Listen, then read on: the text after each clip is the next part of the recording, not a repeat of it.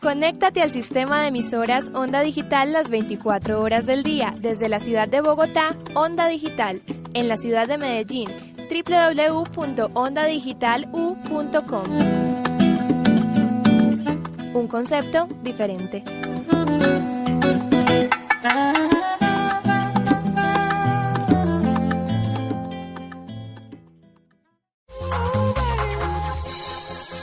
Prepárate para la mejor programación, solo en Onda Digital, radio joven hecha por universitarios.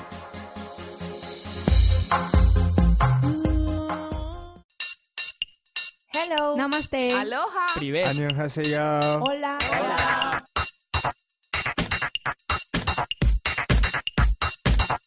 Aquí empieza Rompecabezas. Rompecabezas.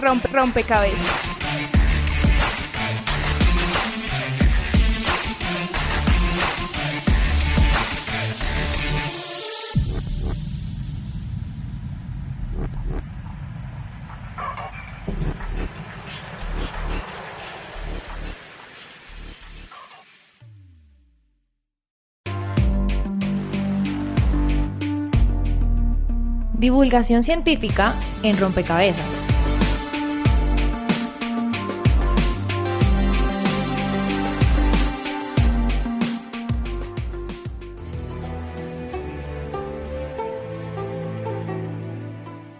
Mi nombre es Renato Zambrano Cruz y me acompaña Esteban Rincón. y les vamos a hacer una reseña de un artículo de investigación publicado en el año 2018 en la revista Cognition. El artículo fue publicado por Alexandra Dillman y Christopher Barry de la Universidad de Suecia y la Universidad de Essex en el Reino Unido, respectivamente. El artículo se titula When Having Two Names Facilitates Lexical Selection, que traduce algo así como cuando tener dos nombres facilita la selección léxica. Esto me genera algunas preguntas. La primera es, ¿qué será más difícil para nuestra mente? ¿Encontrar un sinónimo o traducir una palabra a una segunda lengua que ya conocemos? Estás escuchando Rompecabezas por www.ondadigital.u.com. De entrada uno podría decir que la segunda, hacer traducciones. O si somos de los que creemos que la solución más obvia por lo general no es la correcta, entonces concluiríamos que encontrar el sinónimo es más demandante. Y si les digo que en términos cognitivos son o parecen ser procesos similares, o incluso si les digo que en realidad eso es el mismo proceso. Pues sí, estos investigadores encontraron evidencia que podría apuntar a esto. ¿Y qué encontraron exactamente? ¿Y cómo hicieron eso? Pues bueno, Renato, ellos desarrollaron 5 experimentos que utilizaban la tarea de palabras con imágenes para examinar lo que ocurre en el proceso de selección léxica, es decir, el proceso por el cual elegimos de una serie de palabras relacionadas en cuanto a significado la correcta para una situación determinada. Para ello, compararon los efectos de distractores de traducción en bilingües y distractores de sinónimos en monolingües. Evaluaron a un total de 122 personas entre monolingües hablantes de inglés y bilingües que hablaban español-inglés, francés-inglés, sueco-inglés en esa tarea básica de control de interferencia en la que se presenta una imagen y una palabra simultáneamente y las personas deben nombrar la imagen e ignorar por tanto la palabra escrita. Por ejemplo, si se les presenta la imagen de un perro con la palabra hombro, ellos deben mencionar perro, que es la imagen, e ignorar por completo o inhibir la lectura de la palabra hombro.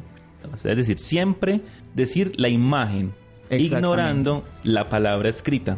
Exactamente. Y entonces, de eso tan atípico, tan raro, pues como para el resto de personas, ¿qué encontraron?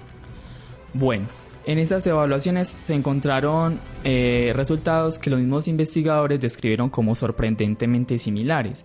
Encontraron que si la palabra distractora estaba en otro idioma, por ejemplo, tener que decir perro cuando aparece dog, o era un sinónimo de la palabra original, por ejemplo, decir perro cuando la palabra que aparecía era sabueso, se producía un efecto facilitador en el nombramiento de la imagen. ¿Cómo así? tardaban menos en comparación a cuando la palabra distractora era una palabra completamente no relacionada. Por ejemplo, cuando debían decir perro, que era la imagen mostrada y aparecía la palabra hombro, como en el ejemplo anterior. Es más, encontraron que los tiempos de respuesta eran similares tanto como en traducciones como en sinónimos, sin llegar a ser los mismos de cuando la palabra presentada como distractor, por decirlo de alguna manera, era la misma palabra del objeto. Eso claramente demuestra que hay un efecto facilitador tanto de traducciones como de sinónimos. O sea que no importa en qué idioma esté. No importa, no, porque de hecho pues tendría que haber conocimiento de la persona en esa otra lengua. Ok, pero entonces el proceso es el mismo de un sinónimo en la misma lengua a una palabra en otra lengua que ya conozco. Exactamente. Bueno, y entonces, listo, eso se encuentra. ¿Y cómo se entiende eso? ¿Cómo se explica eso? Bueno, los investigadores en principio trabajaban sobre 5 hipótesis. Hipótesis que intentaban explicar nuestra capacidad para acceder a palabras cercanas en cuanto a significado, incluyendo las traducciones. Una de ellas era que para acceder a esas palabras, nuestro cerebro activa, por así decirlo, todas las palabras relacionadas. Por ejemplo, al tener la imagen de un perro, se activan palabras como perro, cachorro, sabueso y demás palabras relacionadas que podrían ser incluso nombres de razas específicas o de mascotas conocidas, y que un sistema auxiliar se encarga de seleccionar el idioma de salida y la palabra específica. Los resultados de este estudio parecen apoyar esta idea. Entonces, a ver, según esto, entonces la explicación sería que ambas, tanto imágenes como palabras, activan una imagen mental o una representación mental de todo lo que tenga que ser o todo lo que esté relacionado con ese objeto a ser nombrado. Entonces, cosas como categorías y características del objeto estarían allí representados como una representación semántica. Y a su vez, esa representación semántica se relaciona con un sistema de representación léxica, es decir, pues palabras específicas asociadas a ese significado. Entonces, en el caso de los bilingües, tanto las traducciones como los sinónimos estarían en el mismo espacio de representaciones de palabras. Sí, claro. Eso en última sugiere que las traducciones terminan por convertirse en alternativas para nombrar el mismo objeto. Y si bien ambas, traducciones y sinónimos, no tienen el mismo estatus cognitivo, y eso es porque los sinónimos vienen dentro de la lengua materna y se aprenden de forma natural en la interacción, y las traducciones son de un asunto de instrucción más formal, parecen que sí están estrechamente vinculados en el sistema léxico, es decir, en nuestro repertorio de palabras. Ok, entonces pues esta investigación aportaría datos sobre ese papel que tiene la competencia léxica al permitir observar cómo, para producir el habla, existen conexiones facilitadoras entre traducciones y sinónimos asociados a un significado, es decir, lo que ya hemos dicho de representación léxica. Y los fenómenos de sinónimos en monolingües parecieran simular esos mismos efectos en traducciones en bilingües. Entonces, sí, claro, en últimas hay aspectos comunes entre la selección léxica, tanto en monolingües como en bilingües. Claro que sí.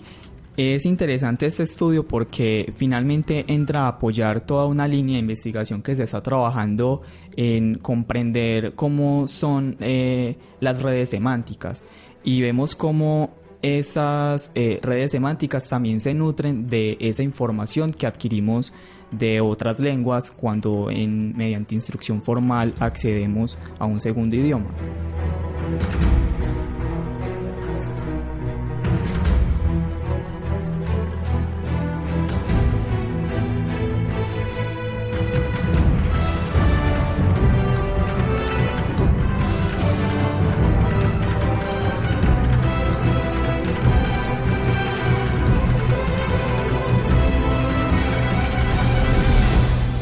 Estás escuchando Rompecabezas por www.ondadigital.u.com.